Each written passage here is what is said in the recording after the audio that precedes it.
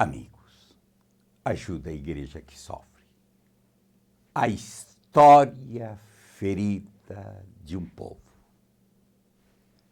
Sudão, que já foi um dos maiores países da África, que nos seus últimos 30 anos, mas no espaço puramente de 20 anos, foi destruído por 2 guerras atrozes, deixando mais de 2 milhões de pessoas feridas, deixando 4 milhões de pessoas no exílio, deixando a orfandade, deixando a miséria, deixando as ruínas, deixando as lágrimas. Este povo que começa a abrir sua esperança após tantos sofrimentos, que a imagem do que lhe apresentamos toque seu coração. E você faça algo por aquilo que Cristo espera de nós cristãos.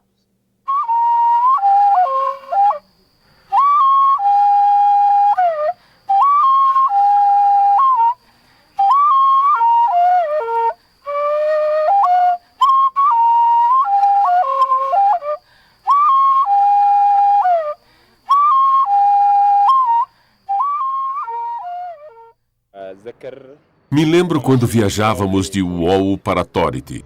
Alguma coisa começou a acontecer nas ruas. Disseram para sairmos do carro e nos deitarmos no chão. Teve um tiroteio e eu vi um dos rebeldes caído no chão. O exército o espancou e depois disparou nele. Apesar de ser muito pequeno na época, me lembro de como eles pegaram um grão de fava, algumas ervilhas e uma cruz. Uma cruz. Me lembro de tudo até hoje.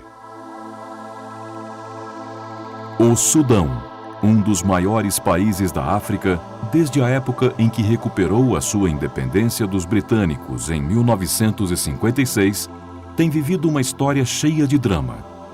Com o início de uma ditadura pró-islâmica, o Sudão ficou preso em 2 longas guerras civis. A causa por trás destes conflitos está no domínio econômico e político do norte sobre um sul majoritariamente não árabe e não muçulmano. A Primeira Guerra terminou em 1972 e a Segunda começou em 1983. Esses 20 anos de guerra e o consequente desastre humanitário custaram ao país mais de 2 milhões de vidas e 4 milhões de refugiados, forçados a deixar as suas casas. Grandes campos de refugiados foram rapidamente estabelecidos na periferia de Khartoum, onde as pessoas foram alojadas em casas de papelão, palha e pano. Às vezes, famílias inteiras viviam em apenas 6 metros quadrados. Sem um fornecimento seguro de água, com péssimas condições de higiene, sem fornecimento adequado de alimentos, sem trabalho e sem privacidade, muito pouco pensavam em luxos, como educação. Além disso, a esmagadora maioria não sabia árabe clássico, o idioma de educação em todas as escolas estatais do norte do Sudão. O governo não aceitava as nossas crianças. As escolas do sul não foram relocadas. Por isso, quando chegamos aqui, a educação se tornou um problema. As nossas crianças foram salvas quando as autoridades da igreja abriram escolas.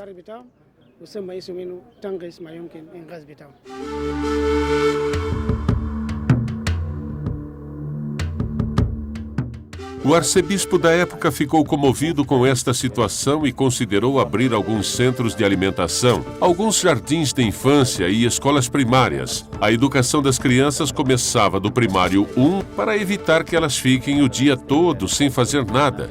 O objetivo principal era ajudar os filhos destas pessoas deslocadas. O governo não estava lá para ajudar estas crianças. A igreja estava, na época, cuidando de praticamente todas as necessidades destas pessoas. As escolas organizadas pela igreja se tornaram no único meio de educar as crianças e jovens de famílias refugiadas, como parte do programa Salve os que Podem Ser Salvos.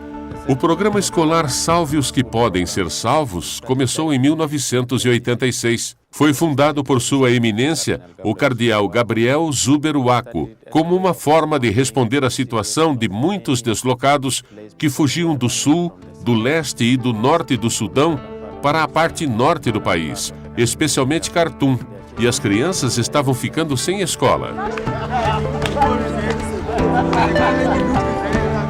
Graças ao apoio financeiro das organizações de caridade como Ajuda à Igreja que Sofre, a igreja local teve os recursos financeiros necessários que lhe permitiram criar e gerir escolas. As primeiras escolas foram estabelecidas em terrenos da igreja e construídas apenas com trabalho de refugiados. Algo extremamente importante foi o fato de os pais não terem que pagar pela educação dos seus filhos.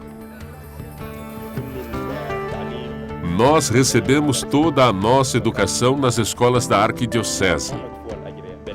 Não tivemos que pagar mensalidade. Nos davam o café da manhã e também leite de graça nos intervalos. Os livros de exercício eram gratuitos, assim como as canetas. Não faltava nada. Até roupas nos davam.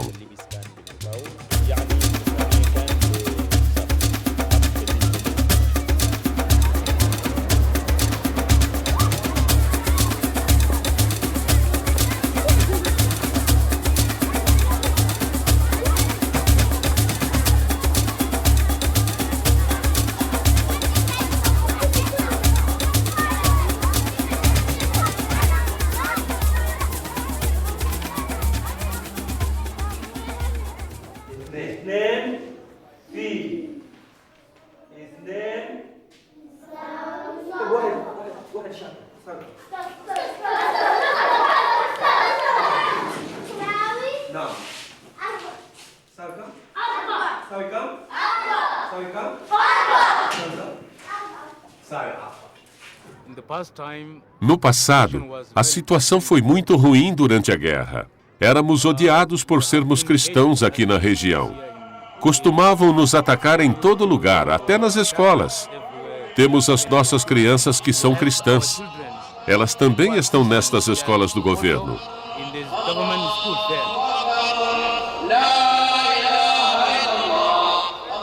Nas escolas do governo, elas não têm professores que lhes ensinem o cristianismo.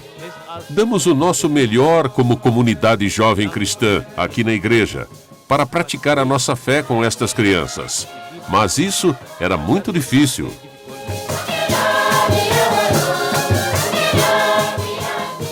Por conta do programa alternativo e de elevado padrão educacional, as escolas católicas ganharam reputação entre os estudantes e seus pais.